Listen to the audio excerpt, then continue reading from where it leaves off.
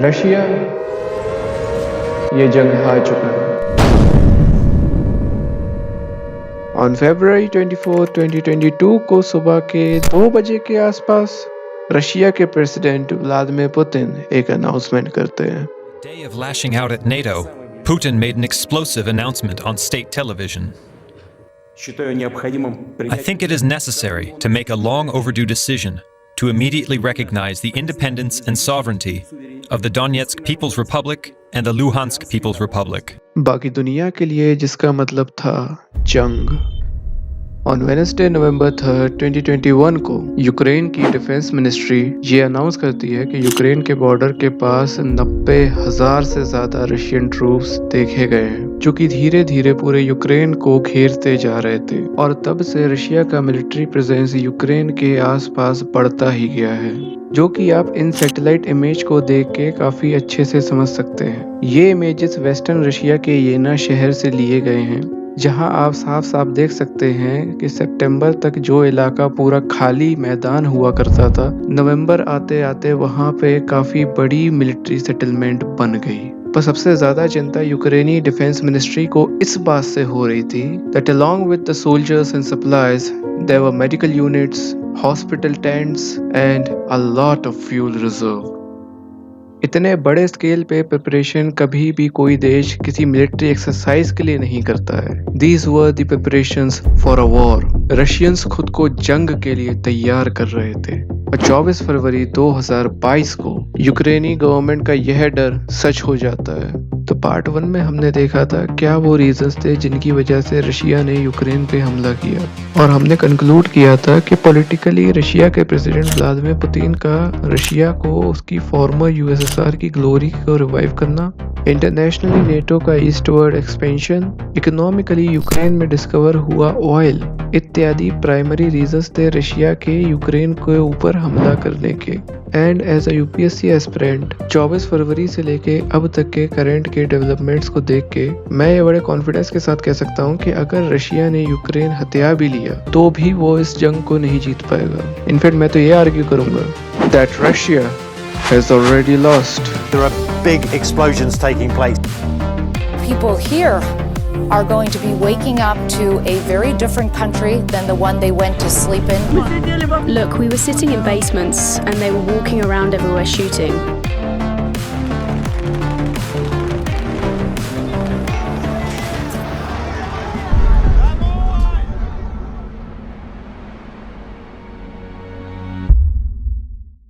जंग अभी भी चल रही है। However, क्योंकि यूक्रेन के साथ रशियन लोगों के संबंध बहुत ज्यादा करीब है। Almost every Russian has someone from Ukraine, either a friend or a relative or a colleague. This is a war between brother nations. और इसीलिए रशिया के प्रेसिडेंट व्लादिमीर पुतिन किसी भी कीमत पे इस वॉर को ज्यादा देर खींचना नहीं चाह रहे थे। Therefore, रशियन मिलिट्री का शुरुआत से ही यह प्लान था कि एक काफ़ी बड़ी मिलिट्री के साथ land base and airborne attack कर करके यूक्रेनी मिलिट्री को ओवरवेल्म कर देना और जल्द से जल्द यूक्रेन की कैपिटल कीव पर कब्जा करना। But the invasion that was supposed to be a 3-day sprint has become an international traffic jam. जंग शुरू होने के दूसरे दिन से ही रशिया ने अपना पूरा फोकस कीव पर कर लिया था, जो कि यूक्रेन की राजधानी और प्रेसिडेंट ज़ेलेंस्की का घर है। प्लान था जल्द से जल्द यूक्रेन की कैपिटल को कैप्चर करना और ज़ेलेंस्की को हटा के Russia backed puppet government Ukraine में स्टैब्लिश कर देना। बट इन रियलिटी कैपिटल को कैप्चर करना तो छोड़ो, रशियन आर्मी कीव के सबर्बन एरिया के पार भी नहीं जा पाई, क्योंकि यूक्रेन की आर्मी से उन्हें काफी ज्यादा फियर्स रेसिस्टेंस फेस करना पड़ा। Outgunned and outnumbered, Ukrainian soldiers and civilians alike are mounting a stiff resistance. I used to teach maths and physics, but 2 days ago the Russian army took control of my town, so I signed up to fight. Рашистська наволочка сюди приїжджає. Let those Russian shits come here, she says.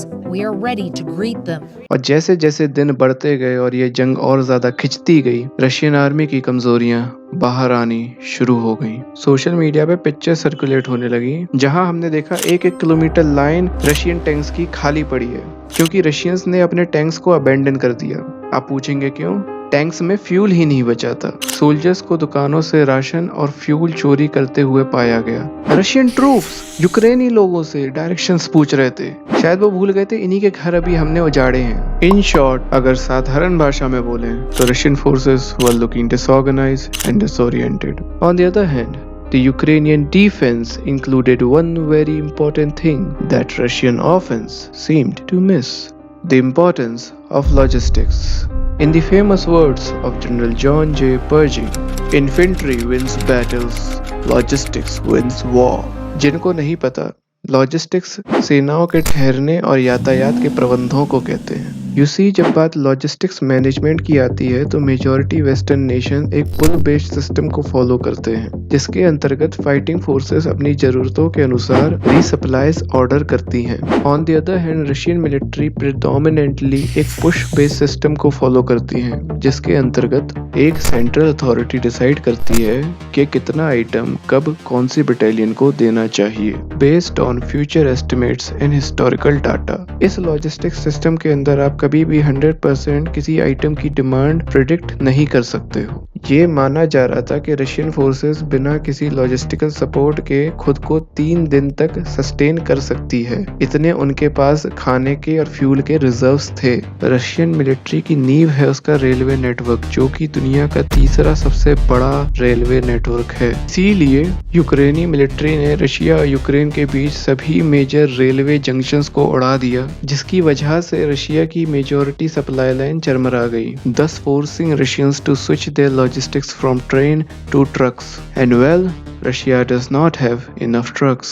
मतलब Russian army की सबसे बड़ी ground force unit दी Russia's combined arms army को सिर्फ एक material technical support brigade assist करती है, जिसको हम रशिया की लॉजिस्टिकल सपोर्ट फोर्स भी कह सकते हैं। इनमें से प्रत्येक ब्रिगेड के अंदर अराउंड 1000 सोल्जर्स आते हैं, जो कि इन टन 408 व्हीकल्स को ड्राइव करते हैं, जो कि कलेक्टिवली 1870 टन कार्गो शिप करने की क्षमता रखता है। ये अमाउंट उतना भी ज्यादा है नहीं जितना सुनने में लगता है, अगर आप एक एक्चुअल वॉर को अकाउंट में लें। According to retired US lieutenant colonel Alex Vershinin, a conflict modelling and simulation expert, Russian army के पास इतने ट्रक्स ही नहीं है कि वो अपनी ट्रूप्स को 90 माइल्स या 145 किलोमीटर्स के आगे लॉजिस्टिकल सपोर्ट प्रोवाइड करा सके from there supply dumps. Therefore Russia का यूक्रेन से रेलवे कनेक्शन कट हो जाने की वजह से वो मजबूर हो गए ट्रक से बाय रोड जाने के लिए, thus becoming an easy target for Ukraini fighters in the ground as well as Bayraktar drones in the air. इन्होंने प्रिसाइजली रशियन फ्यूल टैंक्स को टारगेट किया, क्योंकि फ्यूल के बिना बाकी किसी मिलिट्री व्हीकल का मतलब ही नहीं बनता है। और दूसरी बात, एक फ्यूल ट्रक मिलिट्री टैंक की तरह बख्तर बंद नहीं होता है, इसलिए बड़ी आसानी से इसे उड़ाया जा सकता है। वीक लॉजिस्टिक्स के साथ ही साथ दूसरा रीजन रशिया की मिलिट्री के इतना बुरा परफॉर्म करने का ये था, coordination of Ukrainians at a mass level. तो यूक्रेनियंस ने सोशल मीडिया का यूज करके अपनी पब्लिक को ट्रेन किया for a gorilla style warfare.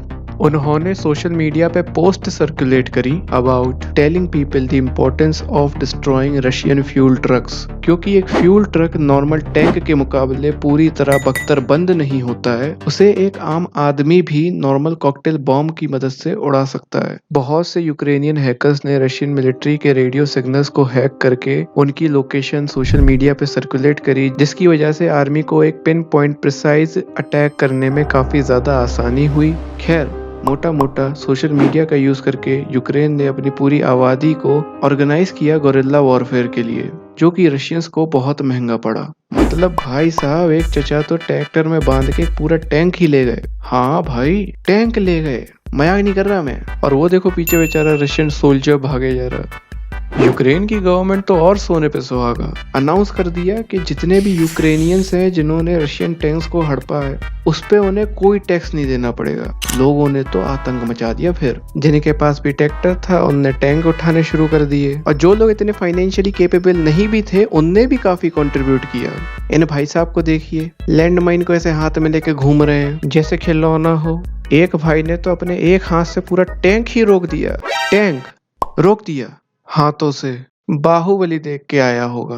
खैर, साइकोलॉजिकली भी रशियन फोर्सेस पे कई तरीके से दबाव डाला गया, जिसकी वजह से उनका मोरल काफी डाउन हुआ। फॉर एग्जाम्पल, रशियन फोर्स जिस भी शहर के अंदर घुसे, वहाँ के साइन बोर्ड्स या तो लोगों ने उखाड़ दिए या उन पे पेंट कर दिया वेलकम टू हेल। और क्योंकि मेजॉरिटी रशियंस के यूक्रेनियंस के संग बहुत गहरे संबंध हैं, Almost every Russian has someone from Ukraine, either a friend or a relative or a colleague. This is a war between brother nations.